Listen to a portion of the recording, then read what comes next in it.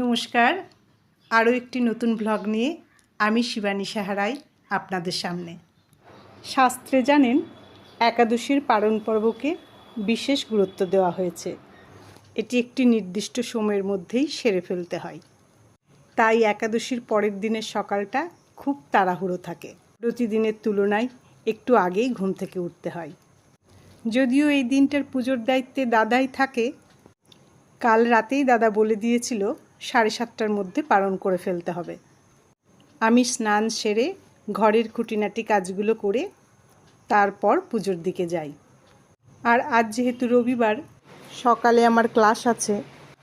যদিও ঈদের জন্য ক্লাসে খুব বেশি স্টুডেন্ট আসছে না, তবুও দাদার পুজোর কাজ প্রায় শেষ। তাই শুধুমাত্র ঠাকুরকে আরতি দেখিয়ে ঠাকুরের ভোগ খেয়ে একাদশী ভঙ্গ করি। ঠাকুরকে আরতি করা আমার খুব পছন্দের কাজ। এইটি আমি প্রতিদিনই করে থাকি। তাছাড়া শাস্ত্রে আছে, ঘরে নিয়মিত প্রদীপ জ্বালালে বাড়ির পজিটিভিটি বজায় থাকে। ক্লাসের জন্য রেডি হওয়ার পর দেখছি হাতে খানিকটা সময় রয়েছে, তাই ভাবলাম কমেন্টগুলোর উত্তর দিয়ে ফেলি, পরে আর সময় পাবো না। এদিকে ইতি কেটে কুটে রান্না বসিয়ে দিয়েছে।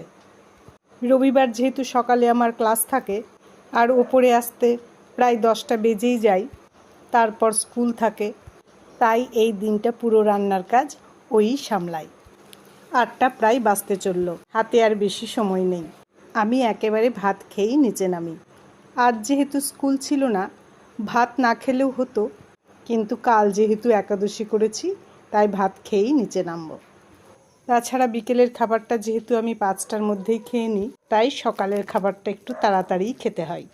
আর সময় নেই, এইবার খেয়ে দিয়ে রেডি হয়ে নিচে নামতে হবে। আজ এই পর্যন্ত। ভালো থাকবেন, সুস্থ থাকবেন। আর যদি ব্লগটা ভালো লেগে থাকে, একটা লাইক ও কমেন্ট করে দেবেন। যারা যারা আমার ব্লগটা দেখছেন, তাদের সকলকে আমার ধন্যবাদ।